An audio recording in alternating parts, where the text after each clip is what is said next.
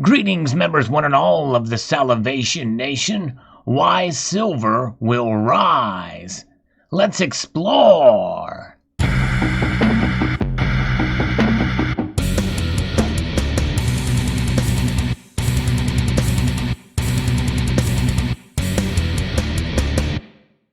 You may have noticed the confidence that I mentioned this title, as is noted by the title of the article here from Seeking Alpha, Why Silver Will Rise.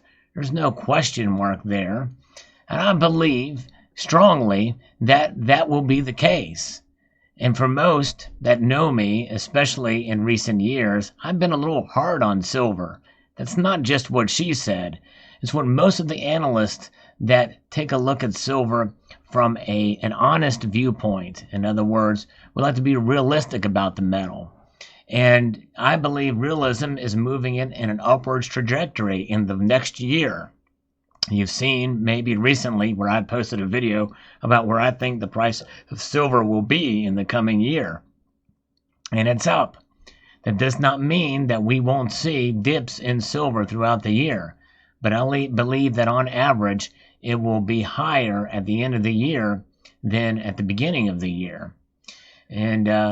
And I think there's several reasons why that I think this article will talk about. But we will look at it through a critical lens. But I think that it is safe to assume that it's going up this year. It's likely to rally over the next 12 months as momentum tendencies tend to carry forward.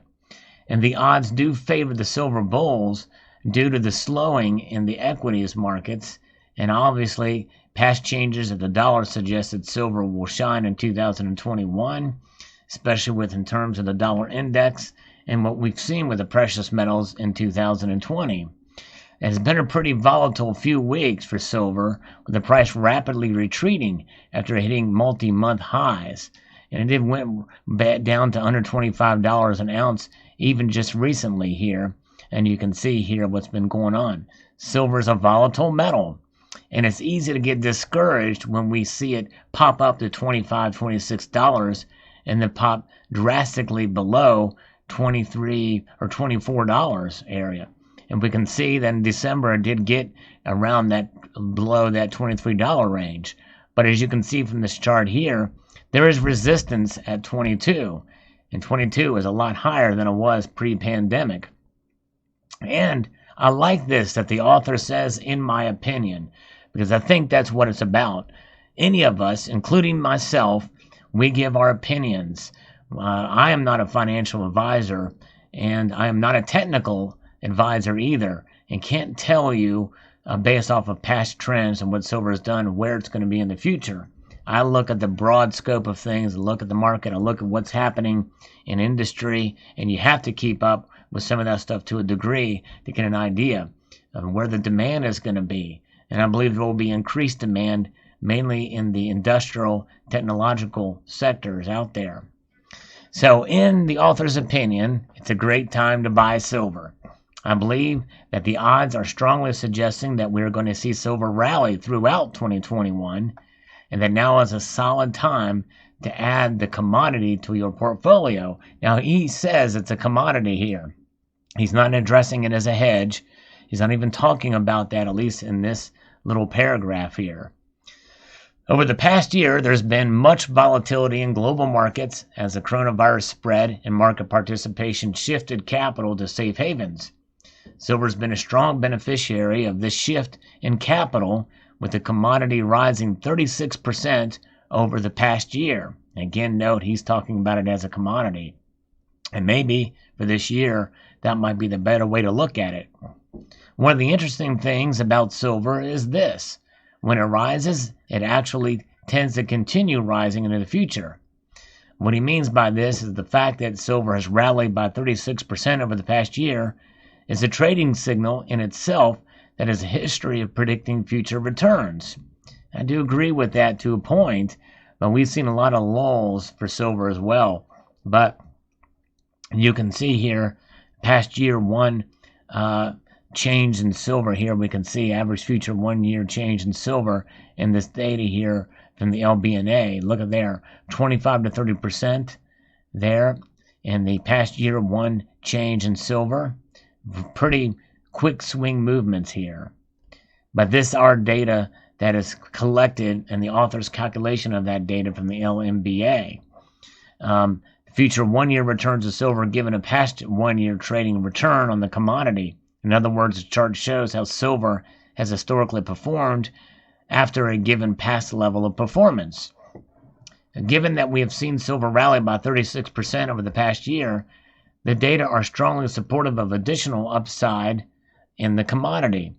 For example, using data from 1968, we can say that when silver has rallied around 36% over the past year, on average it gains 32% in the following year. That's an interesting way to look at it, quite unique, I would say. An average is just a summary figure, so to see the typical gains and losses which make up this figure, here's a chart that graphs these two statistics. And you can see the downward movements and the upward movements here. And 25 to 30% has a 109% increase over 1-year returns over the past year silver change. And that's probably, he's using probably a portion of statistical or technical analysis to come up with some of these figures, but just charting it differently in a way I think is somewhat easier to understand. He's grabbed the average gains and losses seen in silver in a year following a movement in silver of a certain magnitude. What these data show is that given a past 1-year gain in the price of silver around 36%, history would say that the skew favors the bulls. That is, on average, when silver rallies from here, it tends to do so by 51%, but when it declines, it tends to only do so by 24%. Yeah, I guess I could sort of see that, but boy, in the intraday trading or inter-week trading, that's not been the case. We've seen silver get smacked down hard. And in fact, over the past several years, we've seen silver's ratio from gold greatly widen, which means that silver's performance has been to the downside dramatically, especially in comparison to gold, but even in comparison with itself, I believe. These are the average figures of the past. Is never a perfect guide for the future. That's exactly right. That's the one thing we always have to keep in mind here. The skew of the data is strongly suggesting that a bull trade in silver at this point is a sound play. Additionally, the odds favor the bulls, with history showing that silver rallies in 75% of all 12-month periods following gains of a similar magnitude to what we've recently seen. Not only is momentum bullish silver at this point, but the recent slowdown in the equities market is starting to give off a bullish signal at this point as well. And you can see there. There's a moderate but interesting trend at work with silver prices. Tepid S&P 500 returns tend to forecast future returns in silver, and that when the equity market is delivering lower absolute returns, future returns in silver tend to be elevated. And that does sort of make sense here. The S&P 500's 1-year returns have slowed to be a gain of around 14% on year-over-year basis. Historically, while this isn't the strongest signal for the specific study, it does presage a higher prices in the commodity. When we have seen the S&P 500 rally by around this amount since 1968, silver has risen by around 11% in the following year. Similar to the prior study, the skew is definitely in the bulls' favor with average gains of 47%, while average losses tend to be around 17%. He believes the key fundamental drivers of the past two studies is this: investors chase return and seek yield. When silver is performing well, investors tend to continue shifting capital into a commodity, which leads to a virtuous cycle of higher prices. And when equities markets slow down, investors seek higher returns and alternatives like silver. He believes these studies are rooted in key investor psychological tendencies rather than statistical flukes. And that's just it. Psychology plays a huge role in some of these things, and I think they can't really be ignored. And I think that's why we can't predict the future. An additional study is suggesting that silver is going to rally over the next year as a weakness of the dollar, and that is something to keep in account, especially as they keep printing more money at the Fed. And let's take a look at this chart from the Fed here. We've got the weighted U.S. dollar index, which measures from broad goods and services, and we can look and see where it's at. Here is 0, the percent change from a year ago, and we can see that downwards movement here. So it is definitely in a decline. The decline started as equities markets eased out of the highly volatile conditions of last spring, and the decline has continued through the most recent data.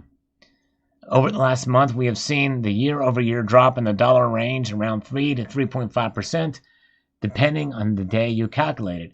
And the stimulus, which I've still not received mine, and I am eligible for it, this is going to further weaken the dollar, I think, because that's money going into the pockets and will likely be spent, which means velocity of money will be increasing at least to a point, even though really it's a drop in the bucket compared to what they really print and distribute and send out that isn't circulated yet. But sooner or later, that's going to come back to bite us, I believe. So when it comes to commodities, and that's how this is being viewed as a commodity, there's typically a moderate relationship between changes in the dollar and changes in the price of the commodity. As the dollar falls, commodities tend to rise as a whole. In the case of silver, however, there's another interesting relationship. Past changes in the dollar tend to inform future changes in silver, and that's where it's reacting, I believe, kind of as a hedge. And so you can see that same measurement here, the calculations from the Federal Reserve and LMBA data here. He's calculated the average one-year return in silver given a past one-year change in the dollar. Here's a clear, while imperfect, relationship between past changes in the dollar and future changes in silver. The past month of trading in the dollar index would suggest a typical movement in silver over the next year from here is an 18% gain. And I don't think that's necessarily out of the realm of possibility, and he has calculated data to show that. But I believe that he's being careful in his analysis here. Similar to prior studies, the skew once again favors the bulls. History shows that when silver rallies after a decline in the dollar of a similar magnitude, it does so by around 30% over the following year. Conversely, declines tend to only average around 14%. The odds favor the bulls, as well as history showing that silver rallies in 72% of all 12-month periods following a decline in the dollar of a similar format. And I'll stop right there and say that usually with this decline, it's also from a moment of silver kind of taking a hit downwards. In other words, silver's massive drops and then the decline from the previous year means that 14% really, compared to when it was high, means a much further drop, much bigger drop. And I think that's something he's not taking into account here. He's just basing off the average from the gains and returns and averaging it out. In light of the data, it's appropriate to adopt a bullish stance on silver based on these data alone. It shows momentum, equity, and dollar tendencies are all giving a bullish outlook on the commodity. While the past is never a perfect guide to the future, as he reiterates here, it's hard to ignore several clear and fundamentally rooted metrics that suggest the commodity is going higher. He believes it's a great time to buy silver over the next few months with this rally. And so we shall see. And I think this is a good analytical study using technical analysis in a way that's slightly different than what I'm used to seeing. But also keep in mind that the demand for silver will be growing in some of these other aspects as a commodity. And I think demand is going to be one of the biggest price drivers, I think, in 2021, regardless of the economy. Because if the economy turns south and the dollars becomes diluted even more, well, then I think you will see it being accumulated more as a current, as money, as a hedge, than you will as a commodity. If the economy does do well, or there's stimulus money being put out there and investments are made in photovoltaics, electric vehicles, and other tech devices and things like that, computer technology and the like, well, we will see the price rise as a commodity. And it may rise in the manner that he illustrates here in some of the data that he's provided here. But this, I think, is a very good article here. And again, as he says, and I will reiterate too, that as well as he could be wrong, it's just his opinion, definitely I could be wrong as well. But I am actually bullish on silver. And for many of you, you might find that as a surprise, but keep that in mind that even though I'm bullish on silver, considering my recent past history, that does not mean you should just go out and just whip up a monster box out of thin air with your credit card.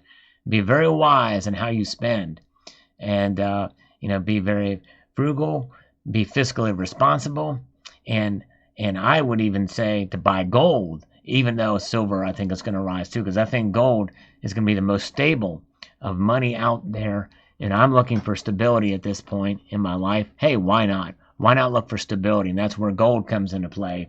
But hey, if you want to take a chance with silver, I believe it could go up, but buy it with the understanding that Uncle Sal could be wrong, and so could this author here. So why silver will rise as a commodity. I'd like to extend a multitude of gratitude to you all for taking the time to watch this video, and encourage you to please rate, share, comment, and subscribe.